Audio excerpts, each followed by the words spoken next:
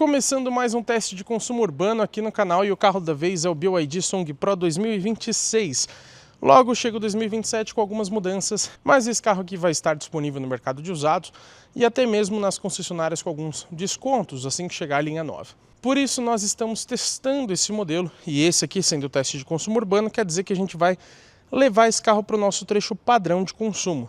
100% de cidade, ar-condicionado ligado o tempo inteiro. O carro tem modo de condução, a gente vai falar sobre isso, modo de regeneração também, e eu vou explicar também o modo de bateria. Por quê? Se a gente deixar no automático, ele roda esse trecho no modo 100% elétrico. Não é o que a gente quer. Então nós vamos usar um método um pouco diferente e eu vou explicar para vocês tudo nos mínimos detalhes. Pessoal, vamos começar aqui o nosso teste de consumo. Eu já liguei o ar-condicionado, já coloquei no modo Eco e já resetei uma por uma as informações do trip de consumo. Por que do trip? Porque só tem um, infelizmente. Eu sei que tem gente que vai comentar aqui, não, mas tem dois, tem o A e tem o B. Só para distância, tá? Infelizmente para o consumo, para a velocidade média, para o tempo do trajeto e etc. Não tem, é um só mesmo. Lembrando que você tem alguns modos de condução, o Eco, o Sport, o Normal e o Neve, e estamos utilizando o Eco. A bateria está aqui em 25% e daqui a pouco eu vou explicar para vocês o porquê isso é tão importante citar. Primeiro, vamos falar do conjunto mecânico, da parte principal, digamos assim. A gente tem como motor mais tradicional aqui o 1.5 aspirado somente a gasolina, tá? Por enquanto ele ainda não é flex. Vai chegar muito em breve no Brasil o Song Pro 2027, fabricado no Brasil, lá em Camaçari, na Bahia. Mas por enquanto é só gasolina que ele bebe mesmo. Ele tem 4 cilindros em linha, injeção indireta de combustível e ciclo Atkinson, ou Atkinson, sei lá, do jeito que você prefere falar. Mas diferente do ciclo Otto, vamos acelerar um pouquinho para passar nesse farol, que isso aqui demora uma eternidade, meu amigo, ó, que bom que deu certo. E o ciclo Atkinson, ou Atkinson, ao contrário do Otto, que é o mais tradicional, esse aqui é mais voltado para eficiência energética, não tanto para desempenho. Prova é que esse motor 1.5 aspirado tem somente 98 cavalos e 12,4 kgfm de torque, são números bem pequenos. Mas o trunfo desse carro está no motor elétrico, que tem 197 cavalos com 30,6 kgfm de torque. Esse sim é o motor principal que está tracionando o carro a quase todo momento. Na estrada você percebe aqui pelo gerenciamento de energia, né, que ele mostra o que está tracionando, o que está recarregando, o que está acontecendo, tem tanto no painel quanto na multimídia. Ele mostra pra gente que na estrada às vezes o motor a combustão de fato traciona as rodas, mas a maior parte do tempo é o elétrico que está tracionando, por mais que às vezes o motor a combustão esteja ligado só para recarregar a bateria. Interessante isso. Com os motores combinados, a BYD fala em 235 cavalos, porém não informa o torque pra gente.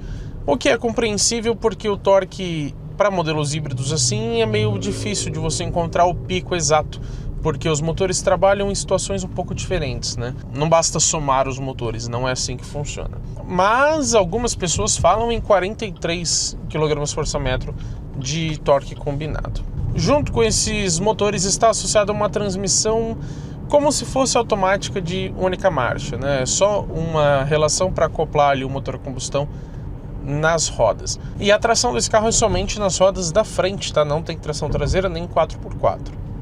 Chegou o momento de eu falar para vocês sobre bateria, até porque é um híbrido plug-in, então não dá para deixar de citar, né? A BYD utiliza aqui a bateria Blade, que é de fabricação própria, do tipo LFP, lítio ferro fosfato, com capacidade de 18,3 kWh.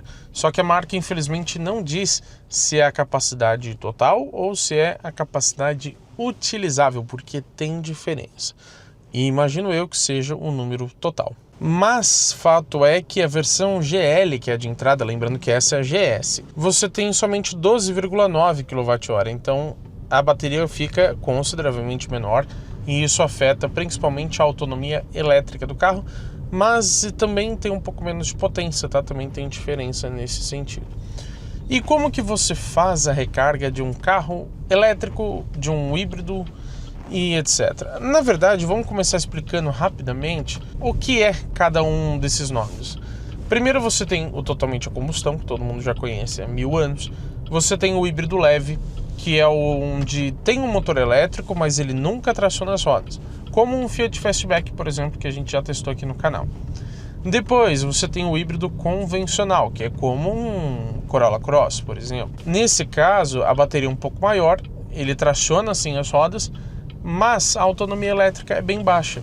Por quê? A bateria não é muito grande, né? Ela é maior em relação ao híbrido leve, mas não é tão grande quanto essa aqui, por exemplo. E aí ele roda, vamos por 2 km, 3 km no máximo, em modo 100% elétrico, e o próprio motor a combustão vai recarregando a bateria. Depois do híbrido convencional, você vem para o caso do Song Pro, que é o híbrido plug-in. Como o próprio nome diz, é a mesma coisa que o híbrido convencional, mas você pode plugar na tomada para recarregar a bateria. Por isso que a bateria também é consideravelmente maior. Tem carros híbridos convencionais com 1 kW, 2 kW de bateria, que são mais de 18, então é realmente muito maior, como vocês podem notar, né? Esse aqui também faz a recarga pelo motor a combustão, mas para você ter uma autonomia elétrica grande, você vai ter que fazer a recarga na tomada, como se fosse o elétrico. O elétrico só carrega dessa forma. Mas todos eles, até o híbrido leve, ele também recarrega a bateria pela frenagem regenerativa. Pela recuperação de energia, cada montadora chama de uma forma, que funciona, como eu já expliquei 1 milhão de vezes para vocês, assim: tirou o pé do acelerador ou pisou no pedal do freio, ele vai emitir torque na rotação contrária da motorização para gerar uma resistência. E com isso ele consegue transformar a energia cinética, que é aquela de movimento, em energia elétrica. E aí você recupera um pouco daquilo que você gastou. Você está trazendo de volta um pouco da energia que você tinha perdido. Então você fica mais econômico. Agora, é uma recarga gigantesca? Não é. Mas vamos dizer que você pegue um trecho de descida de serra muito grande. Você vai ver que vai realmente recarregar um pouco da bateria. A questão é que quando você for subir, meu amigo, aí você vai gastar tudo de novo. E por que é muito importante citar tudo isso? Porque sendo um híbrido plug-in, esse carro roda bastante em modo 100% elétrico. Eu já até antecipo para vocês que o que eu consegui de autonomia elétrica foram 90,4 km em trecho misto. Prioritariamente de cidade, mas pegamos alguns trechos ali de estrada também. A gente sabe que na estrada gasta um pouco mais. Ficou pouca coisa abaixo do King, que a gente testou recentemente, onde a gente fez 99,5 km em modo 100% elétrico. Aqui 90,4. O Inmetro fala que ele faz somente 62, então a gente conseguiu um número bem melhor. Agora, vamos supor que a gente estaria aqui com a bateria bem cheia e tudo mais. Ele iria rodar esse trecho aqui de cidade em modo 100% elétrico, mesmo que a gente deixasse no híbrido. Porque de 100 a 70%, ele obrigatoriamente vai fazer o gerenciamento automático. E claro, com a intenção de economizar combustível, dos 100 aos 70% de bateria, ele acaba rodando em modo elétrico. Só vai ligar o motor a combustão em raríssimas vezes, como por exemplo em alguns trechos de estrada, ou se você pisar um pouco mais forte, que ele entra para auxiliar no desempenho. Mas aqui na cidade, andando tranquilamente, com certeza rodaria em modo 100% elétrico. E aí não faria muito sentido esse nosso teste, porque a gente quer descobrir o consumo. Então a gente deixou acabar a bateria. Ele não acaba 100%. Ele chega aos 25% de bateria, que é, digamos que o mínimo dele, como se fosse na reserva. E aí ele já aciona automaticamente o modo híbrido. Estamos dessa forma, como eu disse, 25% de bateria. Então ele perde aquele benefício do plug-in, que é rodar muitos quilômetros em modo elétrico. E aí ele vira praticamente um modelo híbrido convencional, onde ele vai gastar um pouco da bateria, o motor a combustão vai ligar para recarregar, as frenagens regenerativas vão ajudar a recarregar, e ele vai ficar nessa, gasta um pouco, recupera, gasta um pouco, recupera. Já é muito mais econômico do que o modelo 100% combustão, mas é menos econômico do que você andar o trecho totalmente em modo elétrico. E você tem uma outra possibilidade aqui no Song Pro, que é utilizar o modo Save, onde ele vai preservar a carga da bateria. A gente até deixou ele ativado aqui, mas mesmo que não tivesse, como ele já está nos 25%, ele já ia recarregar automaticamente. No Save, você pode selecionar também entre 25% a 70% de bateria, um SOC alvo. SOC é justamente o percentual de bateria, tá? Você seleciona um alvo ali para ele chegar, não significa que ele vai ficar todo o tempo nos 40% que você definiu, por exemplo, mas ele vai sempre ficar perto disso, vai gastar um pouquinho e já vai recuperar. Dependendo das descidas que você pegar, ele vai até passar um pouquinho dos 40. E assim por diante. Acho que vocês conseguiram entender a dinâmica do nosso teste depois de uma longa explicação. A explicação acabou ficando um pouco longa, gosto de sempre detalhar tudo para vocês, mas temos mais coisas para falar. Primeiro, o peso do carro. São 1.735 quilos nessa versão GS. É bastante coisa. O pessoal não tem seta, né? Rapaz. É bastante coisa, mas se você comparar com outros SUVs híbridos plug-in, tá na média ali, não tem nada absurdo não. E outro ponto é o preço do carro, que é sempre muito importante. Estamos testando a linha 2026 na configuração GS, custando R$ 199.990, o famoso 200 pila. Não tem opcionais e até as cores são gratuitas, inclusive interiores, tá? Você tem a opção de interior preto, também é de graça, você escolhe o que você quer. Temos mais coisa para falar, bastante coisa hoje, hein? Agora eu vou falar do que vocês que acompanham o nosso canal aqui fielmente já sabem muito bem, que é a variação que a gente tem a cada teste. Eu vou sempre explicar isso porque chega muita gente nova no canal, tá? Então, se você assiste a gente sempre, pode até pular alguns segundos aí. Por que que a gente não faz um trajeto de 1 milhão de quilômetros igual algumas pessoas querem que a gente faça? Porque a variação seria muito grande, pessoal. Imagina que se a gente fizesse, não 1 milhão, mas 100, 120, 50 quilômetros, por exemplo. Imagina que a gente não consegue controlar um carro que para na nossa frente para entrar numa vaga. Se tiver um acidente, por exemplo, nesse trajeto, a gente já se ferrou, já vai pegar um puta trânsito gigantesco. Aí imagina você ter que fazer de novo um trajeto de 120, 150 quilômetros. Ou que seja de 50 quilômetros, demora muito mais, né? Os semáforos também, né? Você tem uma variação muito grande. Então, a gente perde um pouco do controle. Aqui, nesse trajeto um pouco menor, a gente também não controla 100%, porque não dá, tá? Realmente os semáforos a gente não consegue escolher quais que a gente pega abertos ou fechados, ou até mesmo quanto tempo a gente vai ficar parado neles. Por isso que às vezes a velocidade média cai bastante. Por quê? A gente fica andando sempre numa velocidade um pouquinho mais alta, mas fica às vezes 1 minuto parado no semáforo, e aí a velocidade média vai caindo. Por isso que não é velocidade atual ou única, por exemplo, é uma média. E aí a temperatura externa influencia.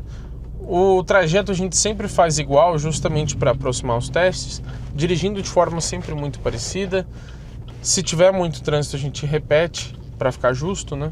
Assim a gente consegue deixar os testes mais próximos e fazer uma comparação mais justa entre os modelos que passam aqui no canal. Estamos nos aproximando do final do nosso percurso.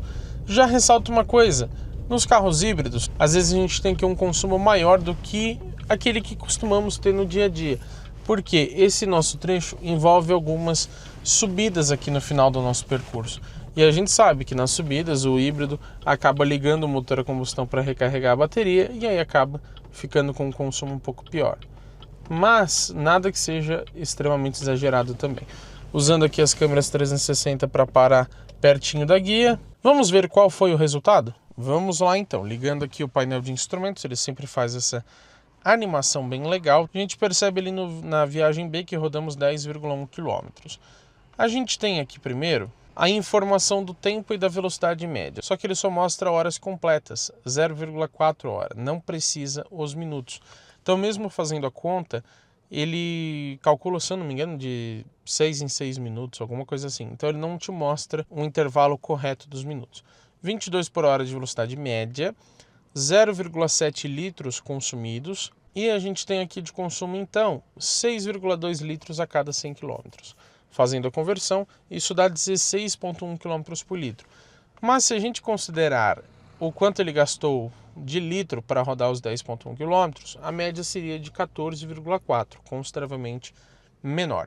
Isso porque ele arredonda de formas diferentes, tá? Não acho isso legal, porque a média acaba ficando divergente no próprio painel. Fato é que o Inmetro diz pra gente que ele faz 14,8 por litro em trecho urbano no modo híbrido. Então a gente conseguiu uma média bem parecida considerando os litros, mas algo superior considerando a média de consumo que ele mesmo diz pra gente. Confesso que eu estava esquecendo de falar para vocês, mas o Inmetro diz pra gente também uma média no modo 100% elétrico. É o equivalente, tá? Só para a gente comparar mais fácil com modelos a combustão. Na cidade faria o equivalente a 38,4 por litro e na estrada o equivalente a 30 km por litro. Só repetindo a autonomia para vocês, o Inmetro fala 62 km com uma carga completa da bateria, mas o que a gente conseguiu em trecho misto, prioritariamente de cidade, 90,4 km dos 100% até os 25, que é o mínimo que a bateria chega. Qual a minha opinião sobre essa média de consumo? Eu não acho ruim, longe disso, mas eu esperava pouca coisa melhor. Isso porque a gente já testou, por exemplo, o King aqui no canal muito recentemente, na linha 2026, basicamente o mesmo conjunto mecânico, e ele fez 18,8 km por litro nesse mesmo trajeto, mas como eu disse para vocês, as condições são variáveis e o consumo de um carro elétrico e híbrido é realmente muito variável, porque depende muito do quanto você consegue recuperar de energia, por exemplo. Mas é só para a gente ter uma ideia, tá? 18,8 no King foi melhor que os 16,1 do Song Pro. A gente pode comparar também com o Honda Accord Touring híbrido convencional, tá? Com motor 2.0. Na linha 2025, que é a mais recente até então, ele fez 18,5 km por litro. E é um sedã bastante pesado também, embora menos do que o Song Pro.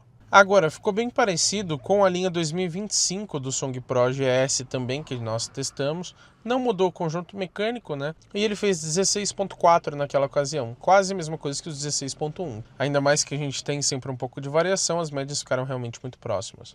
Agora, já ficou melhor, por exemplo, do que um GWM Haval H6 na versão PHEV 19 1.5 turbo na linha 2025, tá? Ainda não testamos o 2026 ou 27. Ele tinha feito no modo híbrido também 13,5 km por litro, então os 16,1 aqui são consideravelmente melhores. Enfim, ainda é um ótimo consumo para um SUV híbrido plug-in, SUV que é pesado e tudo mais, rodando na cidade. Como eu disse, o nosso trecho tem algumas consideráveis subidas. Andando no dia a dia, se você pegar um trecho com menos subidas, às vezes você faz 20 por litro, 21, 22. Então realmente é variável, como eu disse, não dá para seguir um padrão sempre, né? Agora, não faça isso, não vá sair do vídeo sem deixar o like aqui embaixo, é de graça e ajuda muito o nosso canal. Comenta o que você achou também da autonomia elétrica aqui do Song Pro e dessas médias de consumo. Quero ter essa conversa com vocês. Achou bom ou esperava mais? E pessoal, se você ainda não fez isso, se inscreva no canal e ative as notificações, porque teremos muito conteúdo legal com esse carro e também com todos os outros que passam pelo teste de uma semana aqui no canal GT Autos.